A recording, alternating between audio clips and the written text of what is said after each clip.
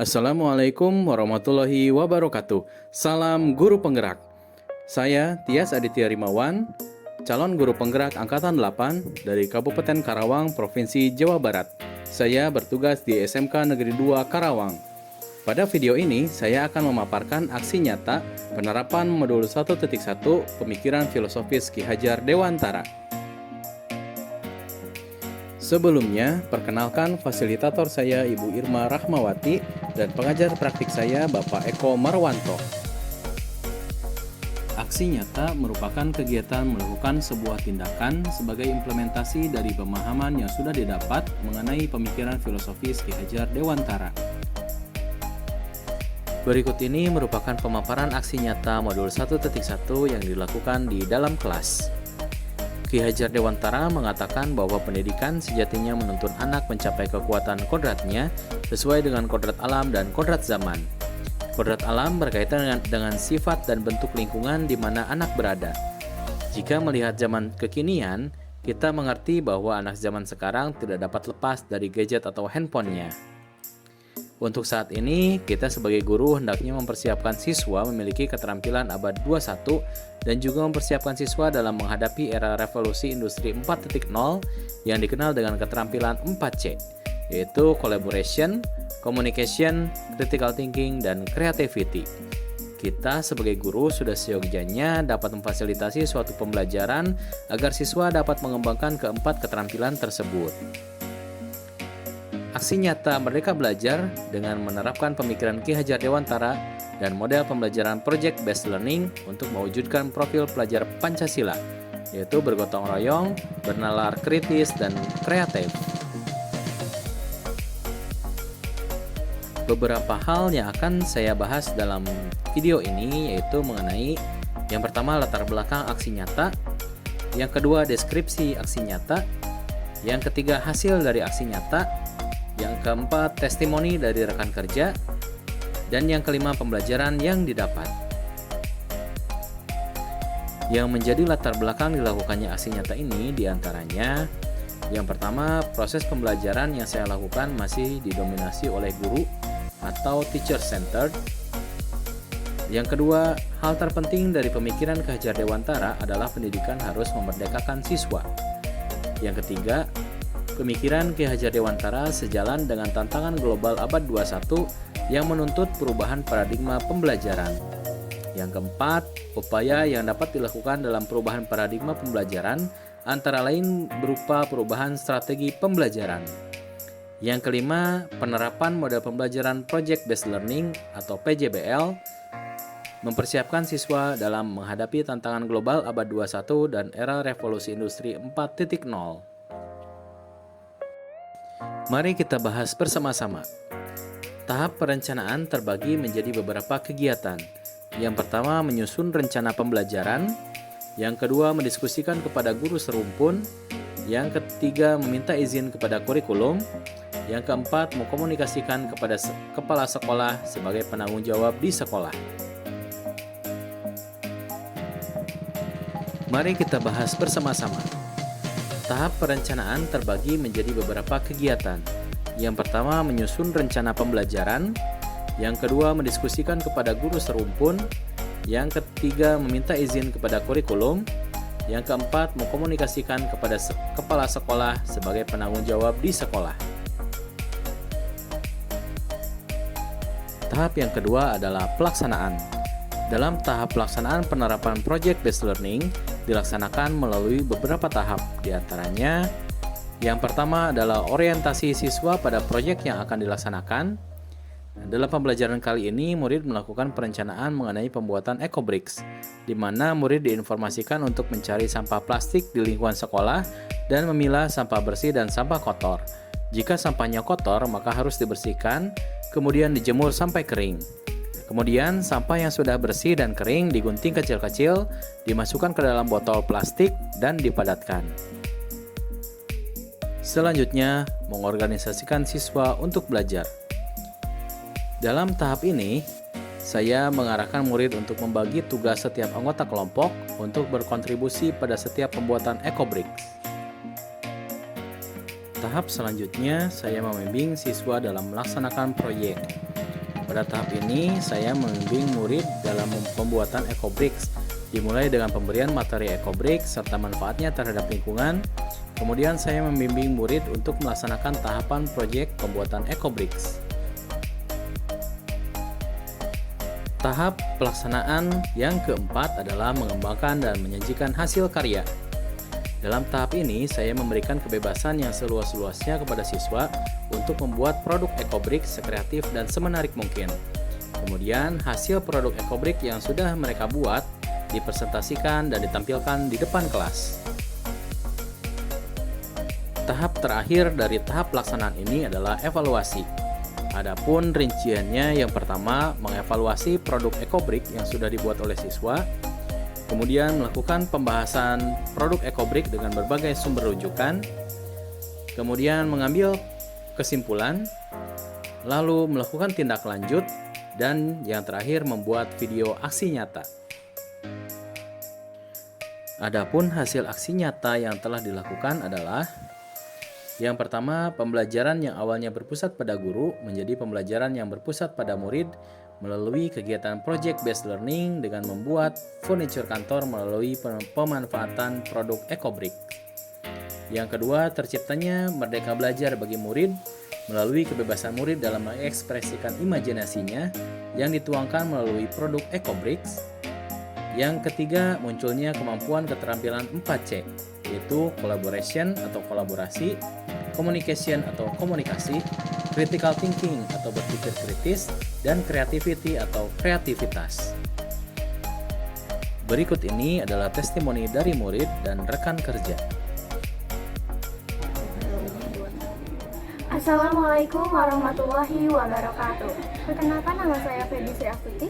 Saya Wina Liana. Kami dari kelas 11 OTKP 1 pada mata pelajaran otomatisasi dan tata kelola sarana dan prasarana dengan materi menganalisis perabot kantor dengan kegiatan pembelajaran membuat furnitur kantor melalui pemanfaatan produk ecobrick. Kegiatan pembelajaran sangat menyenangkan karena kami dapat berdiskusi dan berkolaborasi dengan teman-teman. Kemudian menentukan desain produk ecobrick yang akan dibuat. Selain itu, kegiatan ini menambah pengetahuan kami tentang pemanfaatan sampah plastik dan menumbuhkan kesadaran kami terhadap pentingnya daur ulang sampah plastik, sehingga dapat mengurangi sampah plastik di lingkungan sekolah. Sekian dari kami. Wassalamualaikum warahmatullahi wabarakatuh. Assalamualaikum warahmatullahi wabarakatuh. Perkenalkan, saya Anggi Suhayu Saifullah. Saya sebagai guru otomatisasi dan tata kelola perkantoran di SMK Negeri 2 Karawang yang akan memberikan testimoni kegiatan pembelajaran yang dibuat oleh rekan saya, yaitu Bapak Tias Aditya Rimawan SPD. Beliau selaku guru otomatisasi dan tata kelola perkantoran di SMK Negeri 2 Karawang. Beberapa catatan positif pada pembelajaran yang dilakukan oleh Bapak Tias Aditya Rimawan ini diantaranya: pertama, perencanaan yang baik, misalnya perangkat kegiatan yang sebelumnya sudah dipersiapkan, seperti mempersiapkan administrasi mengajar, melaksanakan diskusi dengan rekan kerja, dengan kurikulum, dan dengan kepala sekolah, sehingga semua orang dapat mengetahui semua kegiatan yang sudah dilakukan. Yang kedua, memberikan kebebasan kepada murid untuk membuat produk ecobricks sekreatif mungkin dan semenarik mungkin, kemudian dipresentasikan di depan kelas. Berkaitan dengan hal ini, kegiatan pembelajaran sudah melakukan prinsip merdeka belajar. Yang ketiga, kegiatan ini sejalan dengan pemikiran Ki Hajar Dewantara, yaitu mengembangkan kemampuan keterampilan 4C, yaitu collaboration atau kolaborasi, communication atau komunikasi, dan yang ketiga critical thinking atau berpikir kritis, dan yang terakhir adalah creativity atau kreativitas. Yang keempat, pemanfaatan sampah di lingkungan sekolah sesuai dengan pemikiran Ki Hajar Dewantara, yaitu pembelajaran harus sesuai dengan tuntutan alam. di mana kota saya sering terjadi banjir. Salah satu penyebabnya adanya tumpukan sampah di daerah aliran air. Nah, selain itu, pembelajaran yang dilaksanakan sudah sesuai dengan pemikiran Ki Hajar Dewantara, yaitu pembelajaran harus sesuai dengan tuntutan zaman, yaitu dengan pembelajaran project based learning. Berdasarkan aksi nyata yang sudah saya lakukan, saya dapat menarik pembelajaran diantaranya. Yang pertama, pembelajaran yang baik harus terencana. Yang kedua, pembelajaran harus memerdekakan siswa. Yang ketiga, semua siswa harus terfasilitasi. Yang keempat, dukungan sangat dibutuhkan, yaitu dari rekan kerja, kurikulum, dan kepala sekolah. Yang kedua adalah aksi nyata di sekolah. Perubahan yang saya lakukan di sekolah merupakan sebuah langkah kecil, namun apabila dilakukan secara terus-menerus, pasti akan sampai pada tujuan. Sama dengan karakter, tidak dapat dibentuk secara instan, namun melalui pembiasaan-pembiasaan yang rutin dilakukan, perlahan akan membentuk karakter yang diharapkan. Aksi nyata yang saya lakukan di sekolah yang pertama adalah penyambutan murid.